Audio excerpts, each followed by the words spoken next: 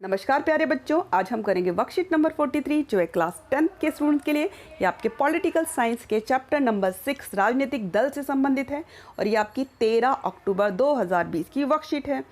अब राजनीतिक दल ये शब्द सुनते ही आपके दिमाग में बहुत सारे नाम आने शुरू हो गएंगे। कौन कौन से? बीजेपी, कांग्रेस, आम आदमी पार्टी, बहुजन समाजवादी पार्टी, जनता दल, है ना, समाजवादी पार्टी, इस तरह के नाम आपके दिमाग में घूम रहे हैं। ये सारे नाम जो आपके दिमाग में घूम रहे हैं वो सारे के सारे क्या हैं? राजनीतिक दलों के नाम है ना। अब ये राजनीतिक दल जो हैं ये क्या काम करते हैं? जब चुनाव होते हैं, चुनाव लड़ते हैं।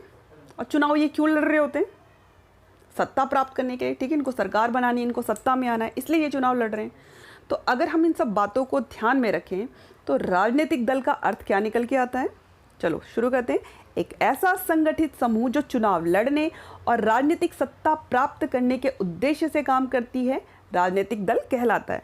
तो क्या है राजनीतिक दल? क्या है? एक संगठित समूह है। ये एक व्यक्ति नहीं है, ये व्यक्तियों का समूह है जो संगठित है, जो साथ में जुड़े हुए हैं। क्यों जुड़े हुए हैं? वो साथ में क्यों है? चुनाव लड़ने के लिए। और चुनाव वो क्यों लड़ना चाहते हैं? राजनीतिक सत्ता प्राप्त करने के लिए, ठीक है। तो एक ऐसा संगठित समूह जो चुनाव लड़ने और राजनीतिक सत्ता प्राप्त करने के उद्देश्य से काम करता है, राजनीतिक दल कहलाता है। चलो आगे चलते हैं। राजनीतिक दल के 3 प्रमुख हिस्से होते हैं। एक होता है नेता, दूसरा होता है सक्रिय नेता, तीसरा होता है अनुयायी या समर्थक, ठीक है। कुछ भी बोल लो इनको। अब इसको थोड़ा इस तरह से समझते हैं। ये हमारा रहा पिरामिड। नेता ना सबसे ऊपर होता है। इसके पास ना राजनीतिक दल की सारी शक्तियाँ होती हैं। इनके पास जो भी ये नेता होते हैं, इनके पास निर्णय लेने की शक्तियाँ होती हैं।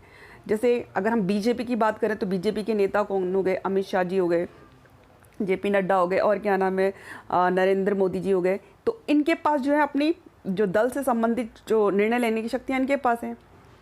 ऐसे अगर कांग्रेस की बात करेंगे तो वहाँ पे सोनिया गांधी और राहुल गांधी जी के पास जो है सारी की सारी जो है शक्तियाँ हैं, या और भी जो उनके बड़े नेता हैं जिनके पास निर्णय लेने की शक्ति होगी वो हो गए नेता के अंदर, ठीक है, उस दल से संबंधित।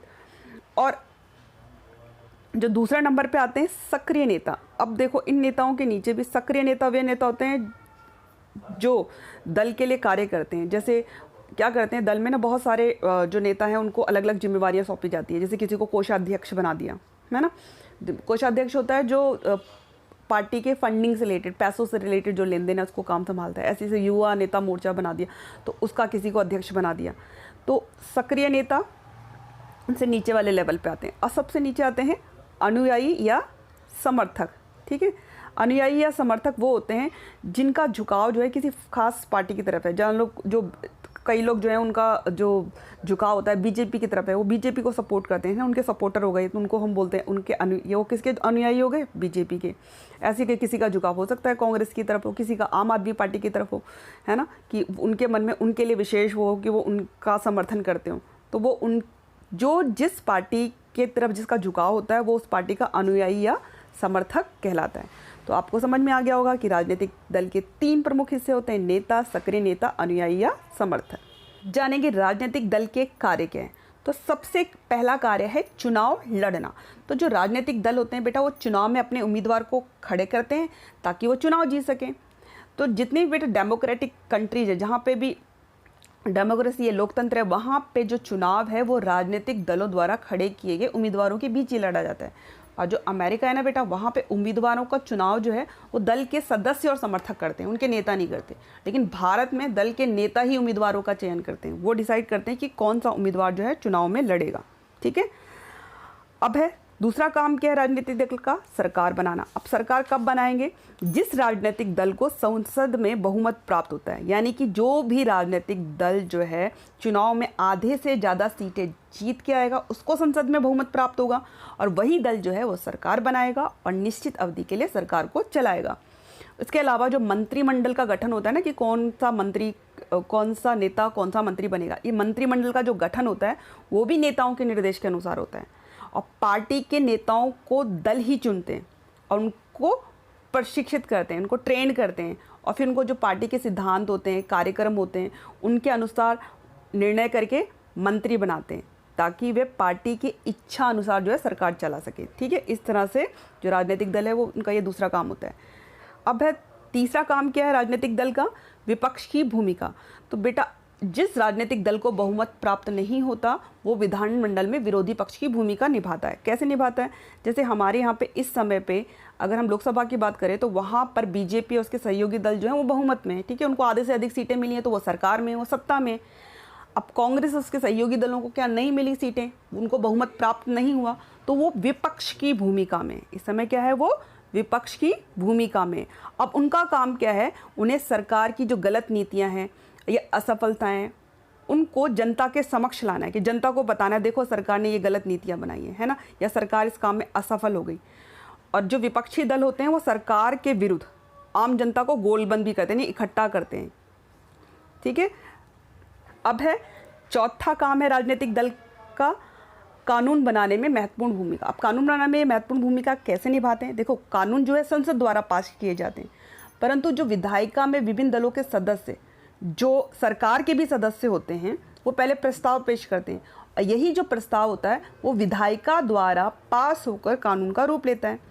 विधायिका मतलब विधायिका के अंदर बेटा लोकसभा, राज्यसभा और क्या आता है हमारा, वेरी गुड, राष्ट्रपति।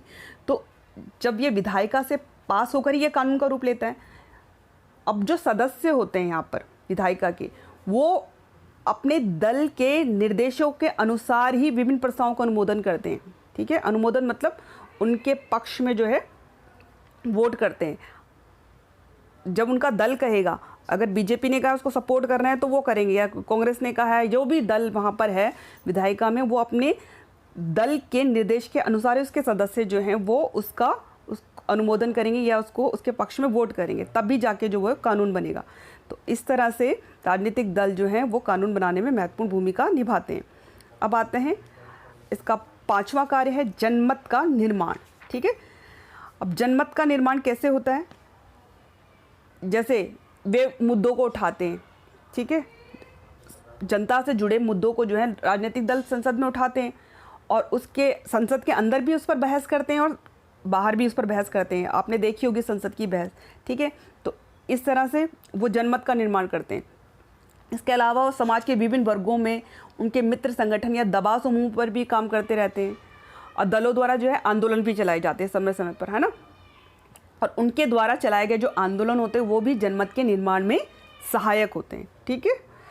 चलो अब आगे चलते हैं। अगला महत्वपूर्ण टॉपिक है हमारा राजनीतिक दलों की आवश्यकता क्यों है इनकी ज़रूरत हमको।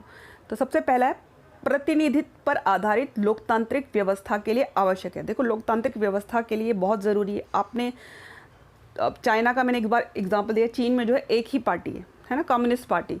तो वहाँ होते इलेक्शन हर बार हैं, लेकिन वहाँ विकल्प ही नहीं है लोगों के पास, और जो है राजनीतिक दल ही नहीं है वहाँ पे, वो खड़ा ही नहीं होने देती, किसी राजनीतिक दल को बनने ही नहीं देती। तो वहाँ पे भले ही चुनाव होते, लोग अपना शासन चुनते हो, लेकिन वो लोकतांत्रिक व्यवस्था नहीं है।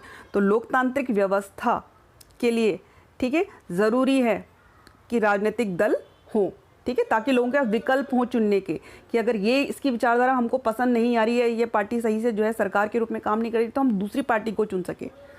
चलो आगे चलते हैं। देश के प्रति उत्तरदायी सरकार के लिए आवश्यक है। अब आपको पता ही है ना कि जो बहुमत प्राप्त दल होते हैं वो तो क्या बनाते हैं, सरकार बनाते हैं, और जिन दलों को बहुमत प्राप्त नहीं होता वो विपक्ष की भूमिका निभाते हैं। और वो विपक्ष की भूमिका निभाते हैं तो वो क्या करते हैं, सरकार को उत्तरदायी बनाते हैं, वो सरकार से जवाब मांगते हैं जनता की तरफ से, उसके कार्यों के लिए, उसकी असफलताओं के लिए, ठीक है, उसने कुछ गलत नीतियाँ बनाई हैं उनके लिए।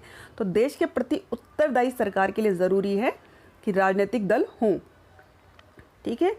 अब है सरकार की नीतियों पर अंकुश लगाने के लिए, अंकुश लगाने का काम भी करते हैं। अगर सरकार कुछ गलत नीतियां अगर अपना रही है तो राजनीतिक दल जो होते हैं विपक्ष में जो होते हैं, ठीक है, वो क्या करते हैं, सरकार की आलोचना करते हैं, जनता को इससे अवगत कराते हैं, जनता को उनके खिलाफ गोलबंद करते हैं। इसका मतलब क्या है कि अगर अगली बार चुनाव हुए और अगर ये जो मुद्दा है, जो सरकार ने गलत काम किए, वो उनको हरा भी सकता है, ठीक है।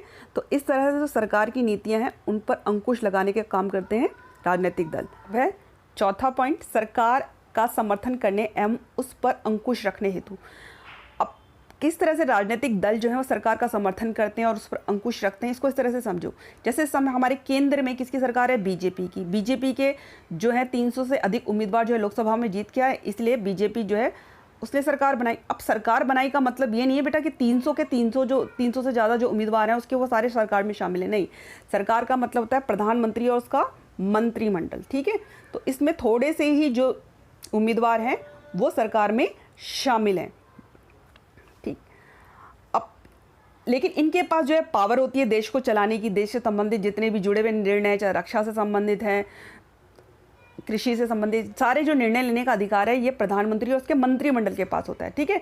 बाकी के जो उम्मीदवार जो जीत के आए हैं, जो उस लोकसभा में उस पार्टी के सदस्य हैं, वो जो है वो क्या करते हैं, सरकार का समर्थन करते हैं, उस जो भी वो प्रस्ताव लेके आती है उस पर। लेकिन अगर मतलब बीजेपी के ही जो बाकी के सदस्य, उनको लगता है कि जो सरकार है वो सही से काम नहीं कर रही, ठीक है, सरकार की जो है नीतियां सही नहीं है, तो बीजेपी के जो खुद के उम्मीदवार जो लोकसभा में बैठे हैं वो उसको जो है उसके खिलाफ वोट कर सकते हैं। और ऐसे करने पर जो है सरकार जो है गिर सकती है, क्योंकि अगर सरकार कोई प्रस्ताव लेके आती है और उसको समर्थन नहीं मिलता, उसको बहुमत नहीं मिलता संसद में, तो सरकार जो है गिर जाती है। पूरा प्रधानमंत्री और उसके मंत्रिमंडल को क्या देना पड़ता है, इस्तीफा, क्योंकि उसके खुद के पार्टी के सदस्यों ने भी उसको वोट नहीं किया, ठीक है, उसको बहुमत नहीं मिला। तो इस तरह से जो राजनीतिक दल है वो सरकार का समर्थन भी करता है और उस पर अंकुश रखने का काम करता है कि अगर उसने कुछ गलत किया तो उसके खिलाफ जो है वो वोट कर देंगे और इससे सरकार गिर जाएगी, ठीक है। चलो आगे चलते हैं। अगला, जब समाज बड़े और जटिल हो जाते हैं तब उन्हें विभिन्न मुद्दों पर अलग अलग विचारों को समेटने और सरकार की नज़र में लाने के लिए राजनीतिक दलों की ज़रूरत होती है। अब देखो हमारा जो देश है एक तो वैसे भी विविधताओं से भरा हुआ है, ठीक है, और इसमें जो जनसंख्या है वो भी बहुत ज़्यादा है, तो यहाँ मुद्दे भी बहुत ज़्यादा हैं। तो अब अलग अलग मुद्दों पर सरकार का ध्यान जो है लाने के लिए कि भाई ये भी मुद्दे हैं, तो बहुत सारे राजनीतिक दलों की ज़रूरत होती है ना। आपने देखा होगा जैसे बहुजन समाजवादी पार्टी है वो ज़्यादातर किसके लिए काम करती है, अपने दलितों के लिए काम करती है। इस तरह से बहुत सारे राजनीतिक दल हैं जो अलग अलग मुद्दों पर जो है काम करते हैं और सरकार का ध्यान उनकी तरफ आकर्षित करते हैं ताकि सरकार उन पर काम करे, ठीक है। इस तरह से आप समझ ही गए होंगे कि राजनीतिक दल जो है डेमोक्रेसी को बनाए रखने के लिए कितने ज़रूरी हैं। आज से 100 साल पहले की बात करें तो राजनीतिक दल जो है ना तो ज़्यादा थे ना इतने पावरफुल थे, लेकिन आज जो स्थिति है वो बदल चुकी है।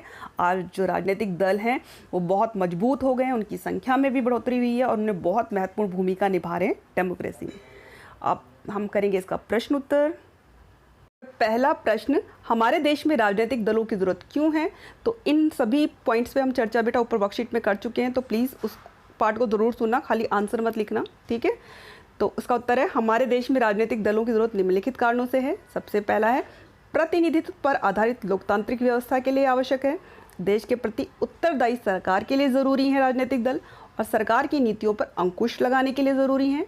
उसके अलावा चौथा पॉइंट क्या है, सरकार का समर्थन करने एवं उस पर अंकुश रखने हेतु। पांचवा पॉइंट क्या है, जब समाज बड़े और जटिल हो जाते हैं तब उन्हें विभिन्न मुद्दों पर अलग अलग विचारों को समेटने और सरकार की नज़र में लाने के लिए राजनीतिक दलों की ज़रूरत होती है। अब चलते हैं, अब है प्रश्न नंबर 2, राजनीतिक दलों के कार्यों की व्याख्या कीजिए। अब कई बच्चों को लगेगा मैम ने तो बहुत लंबा उत्तर लिखवा दिया, तो बेटा उसका कारण क्या है, 5 नंबर का क्वेश्चन है, उसने व्याख्या करने के लिए बोला, आपको पॉइंट्स को एक्सप्लेन करना पड़ेगा, ठीक है, तभी आपको मार्क्स मिलेंगे। चलो इसका उत्तर लिखेंगे, राजनीतिक दलों के कार्यों की व्याख्या निम्नलिखित है। सबसे पहले चुनाव लड़ना। राजनीतिक दल जो है चुनाव में अपने उम्मीदवार खड़े करते हैं ताकि वे चुनाव में जीत सकें। भारत में दल के नेता ही उम्मीदवारों का चयन करते हैं। दूसरा है सरकार बनाना व चलाना। जिस राजनीतिक दल को संसद में बहुमत प्राप्त होता है वही दल सरकार का गठन करके निश्चित अवधि तक सरकार चलाता है। तीसरा हो गया विपक्ष की भूमिका। जो राजनीतिक दल बहुमत प्राप्त नहीं कर पाता उसे विधानमंडल में विरोधी पक्ष की भूमिका निभानी पड़ती है, जिसमें सरकार की गलत नीतियों और असफलताओं को जनता के समक्ष लाना होता है। चौथा क्या है, कानून बनाने में महत्वपूर्ण भूमिका। तो कानून संसद द्वारा पास किए जाते हैं, परंतु विधायिका में विभिन्न दलों के जो सदस्य होते हैं, जो सरकार के भी सदस्य होते हैं, वो प्रस्ताव पेश करते हैं, ठीक है, और यही प्रस्ताव जो है विधायिका द्वारा पास होकर कानून का रूप लेते हैं, ठीक है। और जो सदस्य होते हैं वह अपने दलों के निर्देशों के अनुसार ही विभिन्न प्रस्तावों का अनुमोदन करते हैं। जब उनका दल कहता है उसके हिसाब से वो विभिन्न प्रस्तावों के विरोध में भी वोट करते हैं और पक्ष में भी करते हैं, ठीक है, और ये काम वो अपने दलों के हिसाब से ही करेंगे। चलो आगे चलते हैं। प्रश्न नंबर 3, राजनीतिक दल से आप क्या समझते हैं? तो एक ऐसा संगठित समूह जो चुनाव लड़ने और राजनीतिक सत्ता प्राप्त करने के उद्देश्य से काम करता है, यहाँ पे करता हैगा, राजनीतिक दल कहलाता है। अब है प्रश्न नंबर 4, राजनीतिक दलों के कुछ अन्य कार्यों का उल्लेख कीजिए जो वे आपके क्षेत्र में करते हैं, अपने अनुभवों के आधार पर इनकी व्याख्या कीजिए। तो बेटा ये प्रश्न आपके लिए, आपको अपने हिसाब से इसको करना है, क्योंकि राजनीतिक दल जो है विभिन्न क्षेत्रों में विभिन्न कार्य करते हैं। तो आप भी थोड़ा अपने दिमाग पर जोर डालोगे तो आपको भी बहुत सारे इस तरह के काम याद आ जाएंगे जो राजनीतिक दल आपके क्षेत्र में करते हैं। तो कुछ मैंने लिखे हैं। पहला है चुनाव प्रचार। चुनाव से पूर्व सभी राजनीतिक दल हमारे क्षेत्र में चुनाव प्रचार करने के लिए आते हैं, ये कार्य करते हैं। दूसरा क्या, बड़ी दुर्घटना होने पर राजनीतिक दल अपनी संवेदना प्रकट करने पर सरकार पर उस दुर्घटना के संबंध में उचित कदम उठाने के लिए दबाव बनाने हेतु भी हमारे क्षेत्र में आते हैं। अगर मान लो कोई बड़ी दुर्घटना हो गई, आगजनी, कोई बहुत बड़ा ऐसा इस तरह का काम हो गया, बिल्डिंग गिर गई, तो जो राजनीतिक दल हैं उस जगह का दौरा करने के लिए कई बार आते हैं और देखते हैं और सरकार को जो है उस पर प्रेशर बनाते हैं कि वो इससे संबंधित जो है उचित कदम उठाए। ठीक है, चलो अगले पॉइंट पे आते हैं। हमारे क्षेत्र से जुड़ी विभिन्न समस्याओं की तरफ सरकार का ध्यान आकर्षित करने का कार्य भी राजनीतिक दलों द्वारा किया जाता है ना। विभिन्न राजनीतिक दल जो है जो मुद्दा उठाते हैं, मान लो कहीं की सीवेज लाइन जो है टूट गई है, कहीं पे पानी की व्यवस्था नहीं है, कहीं की सड़कें खराब हैं, कोई और भी समस्या है उस क्षेत्र की, तो वो क्या करते हैं, इन पर भी राजनीतिक दल जो है सरकार का ध्यान आकर्षित करते हैं कि आप यहाँ पर काम नहीं कर रहे हो। ठीक है।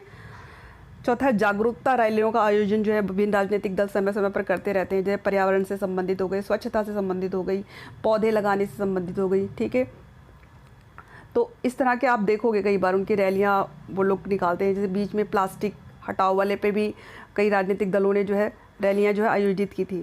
ठीक है, समय समय पर, तो यही है पर्यावरण, स्वच्छता इत्यादि से संबंधित जागरूकता रैलियों का आयोजन भी समय समय पर राजनीतिक दल हमारे क्षेत्र में करते रहते हैं। 5वां पॉइंट क्या हो गया, हमारे क्षेत्र की जो मूलभूत आवश्यकताओं से भी सरकार को अवगत कराने का कार्य राजनीतिक दलों द्वारा किया जाता है। तो अब आपकी जो वर्कशीट है कंप्लीट हो गई है। ये जो प्रश्न है ये आपके लिए, आप अपने क्षेत्र में जो भी कार्य आपके जो राजनीतिक दल करते हैं आप उन बिंदुओं को इसमें लिख सकते हैं। ठीक है बेटा।